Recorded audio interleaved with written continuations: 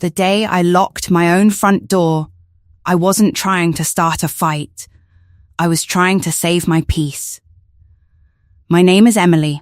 I'm 34, and I live in a quiet neighborhood outside Dallas, Texas. My husband, Ryan, and I had been married for 6 years. We didn't have children yet, but we had built a comfortable life together. At least, that's what I believed. The biggest challenge in our marriage wasn't money or trust. It was boundaries.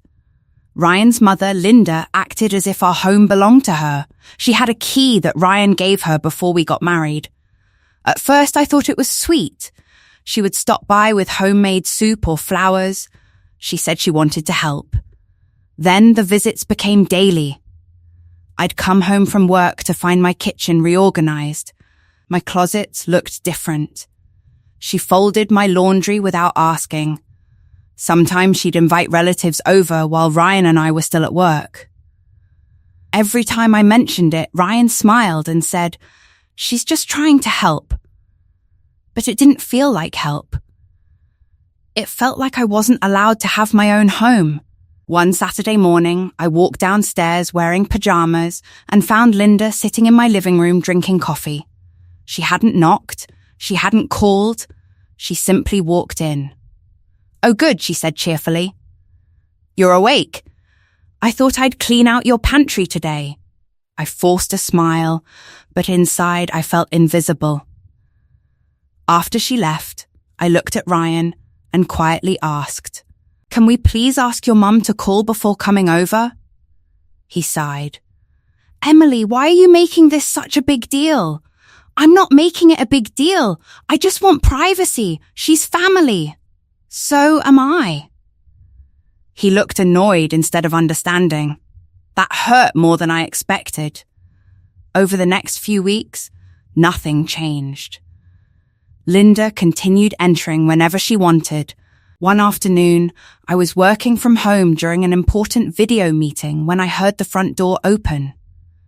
Linda walked inside talking loudly on her phone. My co-workers heard everything. I apologized to them while trying to mute my microphone. After the meeting, I sat alone at my desk. I realized something. I had spent years asking for permission to feel comfortable inside my own house. That evening, I called a locksmith. The next morning, every exterior lock was replaced. I wasn't hiding it. I wasn't trying to punish anyone. I simply wanted a home that required a knock before someone entered. When Ryan came home, he immediately noticed the new keys. "What happened?" I changed the locks. His expression froze. "You what? I deserve to know who's coming into my home." Before he could answer, his phone rang. It was Linda. She was standing outside our front door. She couldn't get in. Ryan looked at me in complete disbelief. Then he walked toward the entrance. I stayed exactly where I was. For the first time in years, I wasn't going to explain my boundary. I was going to let it speak for itself. Ryan opened the door, and Linda walked in with a look of disbelief. "Why doesn't my key work?" she asked. Before Ryan could answer, I spoke calmly. "Because I changed the locks." The room fell silent. Linda laughed as if I were joking. "You should have told me." "I wanted everyone to understand that this isn't about a key," I said. "It's about respect." She crossed her arms. "I've done so much for this family."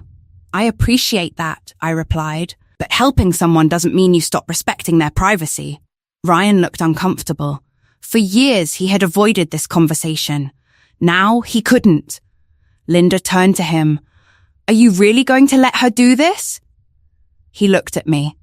Then he looked at his mother. For a long moment, nobody spoke. Finally, he sighed. "Mum, she's right." Linda stared at him in shock. "This is our home now," he continued. "You should call before coming over." She looked hurt. "I never meant to make Emily feel unwelcome." "I know," I said softly. "But intentions don't erase how someone feels." That conversation wasn't easy. There were tears. There was silence. There were days when Linda barely spoke to either of us. But something important had changed. Ryan started seeing things from my perspective. He admitted that keeping everyone happy had become more important than protecting our marriage. He apologized not with dramatic promises, but with consistent actions.